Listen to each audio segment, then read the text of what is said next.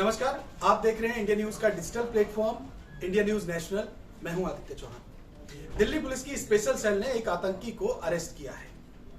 ये आतंकी दिवाली के मौके पर, त्योहारी सीजन के मौके पर न केवल दिल्ली बल्कि हिंदुस्तान के कई अलग अलग इलाकों में धमाके करना चाहता था।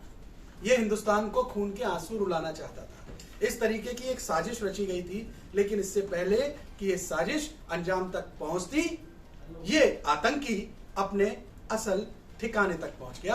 यानी ये दिल्ली पुलिस की स्पेशल सेल के हत्थे में चढ़ गया और इस वक्त ये हवालात में है। इस आतंकी की पूरी क्राइम कुंडली क्या है?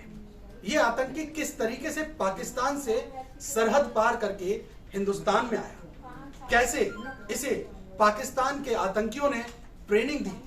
किस तरीके से ये हिंदुस्तान में पिछले करीब 17 सालों से छिपकर रह रहा था?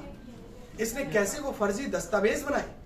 कैसे इसे सरहद पार से यानी आतंकियों से इसको ऑर्डर मिलता था और उस ऑर्डर को ये यहां पर अंजाम तक पहुंचाता था? कैसे इसके पास हथियार आते थे, गोला बारूद आता था, पैसा आता था, और किस तरीके से ये पूरा एक नेटवर्क तैयार कर रहा था और यहां से लोगों को तैयार करके पाकिस्तान भेजता था और वहां उनको जो आतंकी ट्रेनिंग है वो दी जाती थी। ये पूरा नेक्सस, ये पूरी साजिश कैसे अंजाम दी जा रही थी, इन सब का खुलासा हुआ है। दिल्ली पुलिस ने जब इससे पूछताछ की है तो इस तरीके की बातें निकल करके सामने आई है कि दोस्तों, सुनने और देखने वालों के कानों से धुआं निकल रहा है। हम आपको इस आतंकी की, जिसका नाम मोहम्मद अशरफ अली है, इसकी पूरी पिछले 17 साल की जो कुंडली है वो आपके सामने खोल के रखेंगे। दोस्तों, ध्यान से समझिएगा बात। ये कहानी शुरू होती है करीब 2000 से। ये जो आतंकी है मोहम्मद अशरफ अली, ये पाकिस्तान में पंजाब प्रांत के नरवाल जिले का रहने वाला है। करीब 2000 के आसपास, साल 2000 में ये अपने परिवार के साथ रह रहा था। घर में माता पिता थे, इसके 2 भाई और 2 बहनें, एक 4 या 5 सदस्यों का एक परिवार था। माता पिता कोई बहुत इनकी माली हालत कोई बहुत मजबूत नहीं थी। माता पिता की डेथ हो गई। ऐसे में जो जिम्मेदारी थी वो इनके कंधों पर थी। पैसे थे नहीं, रोजगार था नहीं। ऐसे में जो ये मोहम्मद अशरफ अली है, ये आईएसआई और आतंकियों की नजरों में आ गया। इस शख्स को वहां से पिक किया गया और इसकी फाइनेंशियल हेल्प की गई। इसे रुपया पैसा दिया गया और उन रुपयों पैसे से इसका घर परिवार पलता रहा। लेकिन इसके एवज में इसको कट्टरपंथ यानी इसका ब्रेन वॉश किया गया, इसको जिहादी बनाया गया और साल 2004 में इसको पाकिस्तान में आतंकियों ने बाज़ाब्ता ट्रेनिंग दी। आतंक की ट्रेनिंग लेकर के इस शख्स को तैयार किया गया कि आपको हिंदुस्तान जाना है और वहां जाकर के आपको आतंकी वारदातों को अंजाम तक पहुंचाना है। 2004 में ये मोहम्मद अशरफ अली पाकिस्तान से निकला और बांग्लादेश पहुंच गया। ढाका होते हुए ये पश्चिम बंगाल में पहुंचा है और इसके लिए उसने रूट बनाया है ढाका से होते हुए सिलीगुड़ी, और सिलीगुड़ी बॉर्डर पार करते हुए ये कोलकाता पहुंचा। कोलकाता से ये 2005 में अजमेर पहुंचा। अजमेर भी ये कुछ समय तक रहा और वहां पर इसकी मुलाकात एक मौलवी से हुई। मौलवी के साथ इसने कुछ समय बिताया और उसके बाद फिर ये दिल्ली आया। दिल्ली में आकर के इसने अपना ठौरठिया बनाया और फर्जी दस्तावेज तैयार करके ये यहाँ पर रहने लग गया।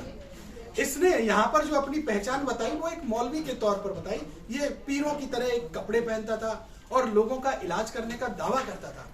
तो जो गरीब गुरबे जो परिवार हैं, वो लोग जो इसके पास इलाज के लिए आते थे, ये उन पर खास तौर पर निगाह रखता था, क्योंकि ये खुद भी उसी गरीब घराने से था। और कैसे ये जिहादी बना, इसीलिए इसको एहसास था कि जो गरीब लोग हैं, वो लोग जो आते हैं, उनको जिहादी बनाना, उनको कट्टरपंथ की राह पर ले जाना बड़ा आसान होता है।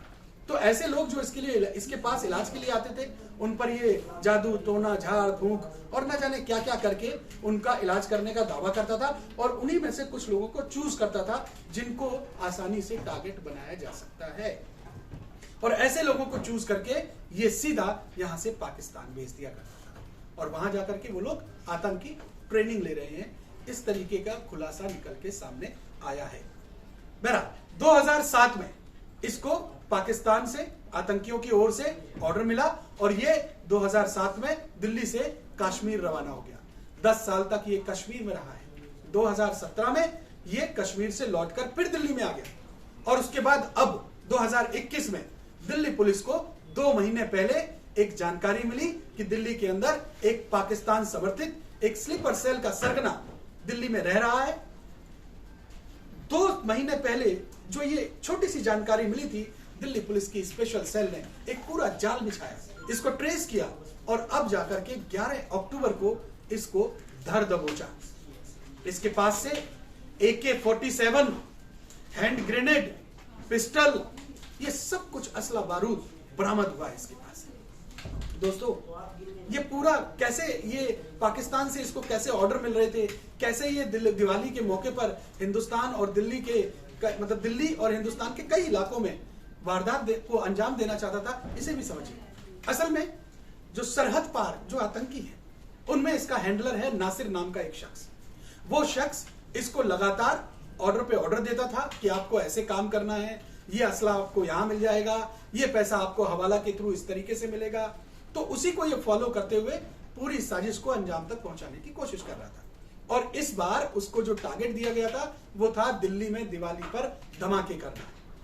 हिंदुस्तान के अलग अलग इलाकों में, अलग अलग राज्यों में जो स्लीपर सेल के लोग हैं, उनको तैयार कर देना और इस त्योहारी सीजन में धमाके को अंजाम तक पहुंचाना, यानी हिंदुस्तान के मुख्तलिफ जो इलाके हैं उनमें अलग अलग धमाके हों। इस तरीके की साजिश को यह अंजाम देने में जुटा हुआ था।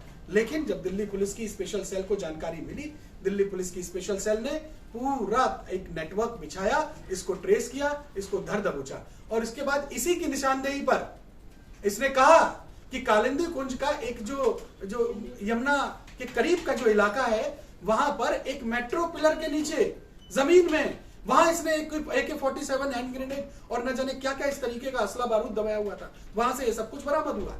तो इस तरीके के ये पूरा इसका जो नेटवर्क है वो अब खुल के धीरे धीरे सामने आ रहा है। इसके साथ आर्मी इंटेलिजेंस इसके साथ पूछताछ कर रही है, इसके साथ NIA पूछताछ कर रही है, इसके साथ कश्मीर से भी एक सिक्योरिटी फोर्स की, एक इंटेलिजेंस फोर्स की एक टीम है, वो इसके साथ डिस्कशन कर रही है। तो कुल मिलाकर के इसके साथ जो पूछताछ हो रही है उसमें बहुत सारी चीजें निकल के सामने आई है।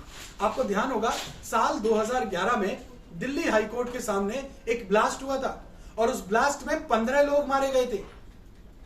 उस ब्लास्ट का ये मुख्य सरगना था, उसमें साजिश, उस साजिश में ये शामिल था। इसके अलावा इसने ये भी कबूला है कि कश्मीर के अंदर मेरे सामने, मेरी नजरों के सामने बहुत से जो सेना के सिपाही हैं उनको अगवा किया गया, उनको किडनैप किया गया और उसके बाद मेरी नजरों के सामने ही उनका गला रेत दिया गया। इस तरीके के खुलासे इसने किए हैं। तो अब इन्वेस्टिगेटिव एजेंसीज इससे ये जानने की कोशिश में जुटी हुई है कि ये जो स्लीपर सेल का नेटवर्क है वो हिंदुस्तान के किन किन राज्यों में कहां कहां फैला हुआ है, आपके कॉन्टेक्ट कहां कहां हैं, कौन कौन लोग हैं जो आपको मदद मुहैया करा रहे थे। तो इस सारे कनेक्शंस को जोड़ने में दिल्ली पुलिस की स्पेशल सेल जुटी हुई है और ये उम्मीद की जा रही है कि आगे आने वाले समय में कुछ और खुलासे हो सकते हैं, कुछ और बड़ी जो वारदातें हैं, जो और बड़े जो खुलासे हैं वो सामने आएंगे। बहरहाल इस पूरी खबर को लेकर के हमारी भी नजर बनी हुई है।